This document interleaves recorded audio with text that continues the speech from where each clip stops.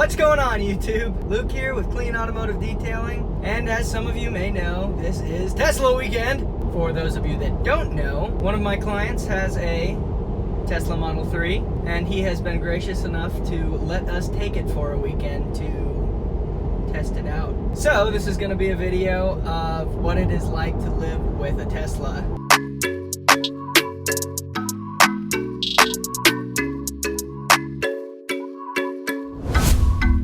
So to be fair, I did get this car yesterday.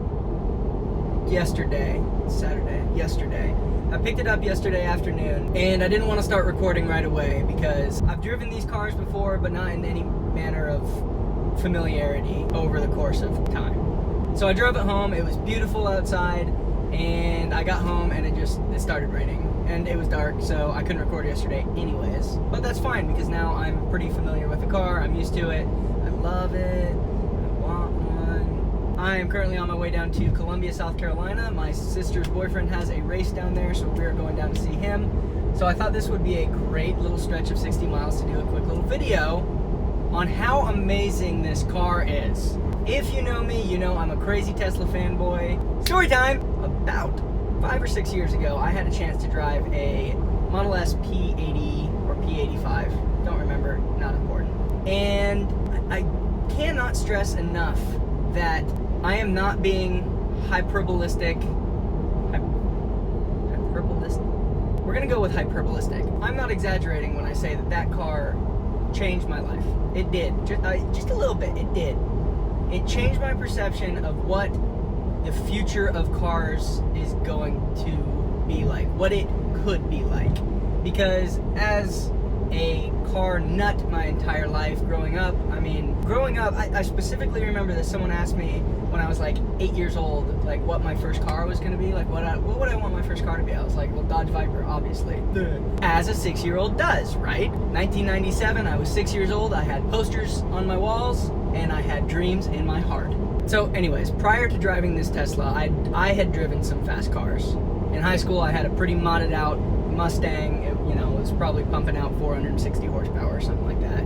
It was a machine, no traction control, 5-speed manual. It was a freaking monster, right, for an 18-year-old. So I was pretty familiar with fast cars, fast acceleration. I loved it. That's my thing. That's my thing. And people that know me know it's kind of a disease, right? Yeah, and you probably have it too if you're watching me.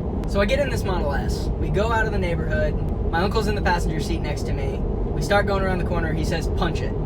I put my foot about halfway down, and it blows my face off. And he looks at me and he says, no, punch it. And I put my foot down, and it was a life-changing experience for me. I swear to God. That was in 2014-ish. It's now 2019, but it's also not 2019. It's also 2050 because I'm driving down the road going 66 miles an hour in traffic. I'm not driving the car. This is the most ludicrous thing I have ever experienced in my life. This is so amazing. I've had this car for 24 hours now, and I'm not over it. This is the biggest quantum leap in a car experience that I've ever had. Okay, I'm sorry, I'm getting excited. So, here are my thoughts. So, other than the resounding oh my gods that I've been spewing, what are my thoughts on the car as a whole, as a daily driver? Can you haul your kids around in it? Can you haul your stuff around in it? How big of a deal is the range? So let's talk about the first one, the range. This particular Model 3 is the extended range Model 3, which gives it about 300 miles per charge. Now, if you're like me, you are going to drive the piss out of this thing. Because when you're on the highway, and there's a car in front of you, it's just so easy to put your foot down. It just doesn't get old. You're gonna want to drive this car fast. This is the best way to explain it. If you've ever driven a Mazda Miata, you'll know exactly why this car will not get great range. Everything is a racetrack in a Mazda Miata. Same thing with this. This is a rocket ship, and you have full access to space. Every corner, every stoplight, every on-ramp is an invitation to have about the best 20 seconds of your life over and over and over and over again. So having 300 miles on it when I picked it up yesterday, I now have 83. I've definitely not driven 220 miles. If you're gonna own one of these, extended battery is almost a nay, is a must. Unless you live in a city where you're driving 20 miles a day and you charge it every night, extended range battery, must. Number 2, is it practical? Now listen, I'm not pulling out figures. I don't like figures. I am going off what it feels like to me. Is it as big as my Honda Fit? Hell no. Can you fit your stuff in it? No. Don't get me wrong, the cabin space, very lofty. Once again, don't know if that's the right word, but it felt right. Granted, I'm a pretty small dude. I'm about 5'9". I can't believe I just called myself dude. I'm a 5'9" man, but on Tinder I'm 6 foot. That's a funny joke. If you don't know that, you need to listen to Lil Dicky. Being 5'9", this car is perfect for me. The owner of this vehicle is, I would say, probably about 6'2", and it is superb for him as well. I have my seat all the way down. I have a great driving position. Telescoping ability of the steering wheel is superior to anything else I've ever seen. So for the driver, great driving position. The front window is very sloped back. It reminds me a lot of my Honda Fit, actually. Super cool accent. The rear view mirror is freaking cool. And then we get to the dash. It's not there. Everything you control in this car, with the exception of the drive column, which is hilarious, by the way, that there is an actual drive column in a spaceship car. Almost everything is controlled by the screen on this car. The things that are not controlled by the screen are as follows: the drive column, the blinkers, the wiper fluid, not the wipers, the wiper fluid, the high beams, the windows, and the doors. That's it. Everything else: climate control, drive controls, music, navigation, seat heaters, defrosters, lights, autopilot, glove box, trunk, acceleration controls, steering controls, regenerative braking, all controlled by the screen. Now, having had this car for a day, it's a little annoying. But obviously, right? But I don't want to poo-poo on it quite yet. A couple years ago, my wife had a Mini Cooper, and if you're familiar with Mini Coopers, the speedometer and all the warning lights and the windows and everything is on the center console. There's a big dial right in the center where this screen actually is. And it took forever to get used to. I've only had this car for a day, so can't say for sure. However, it is quite distracting for me. It was raining like crazy earlier. The automatic wipers work pretty good, not perfect. Having to drive, come over here, mess with wipers, okay, good, blah. It's a little bit annoying, right? In my car, I can just flip that, boom, wipers on, get the shit off my window, cool.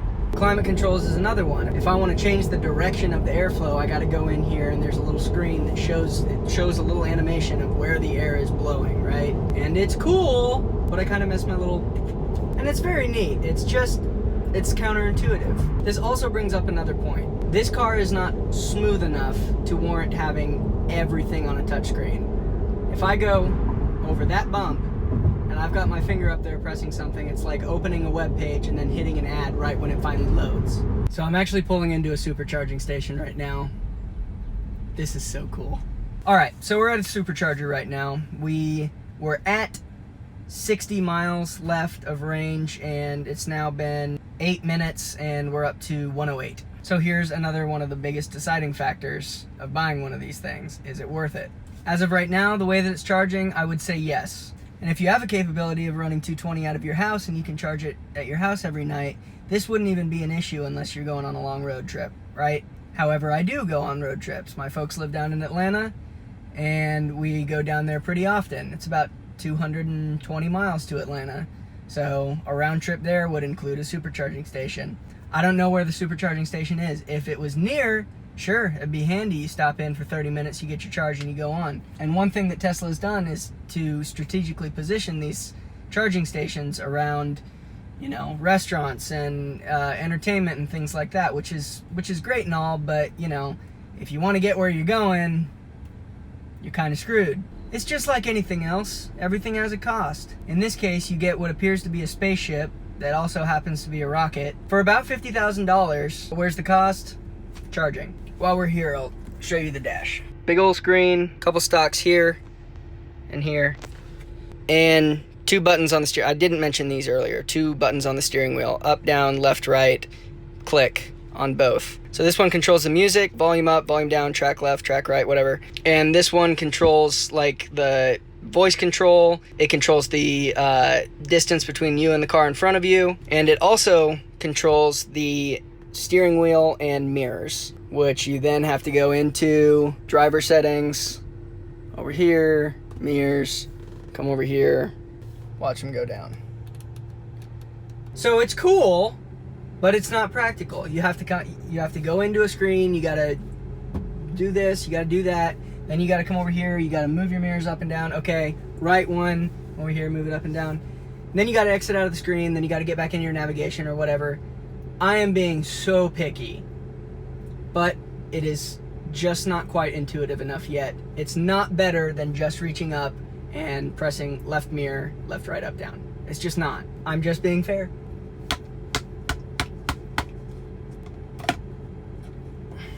While this finishes, I gotta pee. Okay, so I peed. It's dark now. I went to my destination and I am back at the supercharging station just because I wanted to show you how cool this is. Big old row superchargers. I'm gonna charge for about 20 minutes. I'm gonna get on the road and I'll see you guys in the morning. All right, day 3, and it is the end of Tesla weekend. Very sad. I'm driving it back up to the owner right now, so here are my closing thoughts. This car is an absolute blast to drive. It is so much fun, but it is not without its drawbacks. As I said, if you drive it like it wants to be driven, if you drive it fun, you drive it fast, the range can become a problem. Now, I do imagine that over time, maybe some of the luster wears off and, you know, you're not gonna be racing around every single corner. But I don't know. Now, over the course of this weekend, I've only been able to use the 120 outlet to charge my car because I don't have 240 run through my house, right? The supercharging system, very quick, but it's not everywhere yet. That's one of the big things. The location that I went to yesterday happened to be about 6 miles away from a supercharger. Awesome. That's the only supercharger in Columbia, South Carolina, though. Columbia is a big old place. So if I had to drive down to Columbia and spend an hour driving in the opposite direction to find a supercharger, to go an hour the other way, to go an hour home, you can kind of see where the issue might be. That is one thing that I love about Tesla. They are working on these supercharging stations all the time. And who knows, in the future they might be just as, well, maybe not just as commonplace, but, you know, close to a gas station. Number 2, autopilot. Is it a game changer? Yes, but also no. Here's the thing about autopilot. When you're driving, if you put it in autopilot, it will drive. I don't have to drive the car for about 30 seconds. And then it pops up on the screen and it says something along the lines of, put some light pressure on the wheel, just so it knows that you haven't fallen asleep or you're reading a text or whatever. In that case, it's kind of just like cruise control on crack.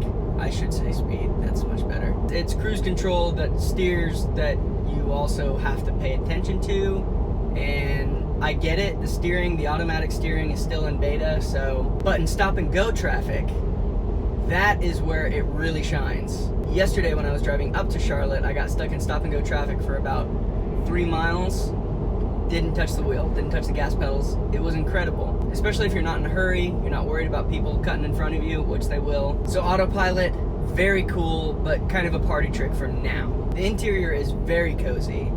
5-way heated seats. The leather is soft everywhere. Everywhere that's leather is soft leather. That's really nice. The plastic is fine. It doesn't peel or anything like that, but it does scratch really, really easily. And this wood grain that runs along the dash is really nice, but it's really sharp everywhere. It's almost like they could have taken a piece of 200 grit sandpaper and just finished it off. There's this little cell phone holder console down here, and the lid, when it goes up, you kind of have to come up here and pull it down, right? I talked about the wipers yesterday. So you guys gotta understand, I'm really trying hard to come up with flaws for this car. And if you watch other videos about this car, they all kind of follow the same theme. Great car, super fun, comfortable. The suspension is not particularly comfortable. If you go over a big bump, you feel it in your back. Another thing about the autopilot is if you're driving in the right lane and there's something like an on-ramp and the lane gets wider as two lanes are merging together, the car kind of freaks out for a minute. It says, oh, I don't know what's going on, and it kind of gets sporadic, and in those moments you want to have your hands on the wheel. So again, it's not perfect yet.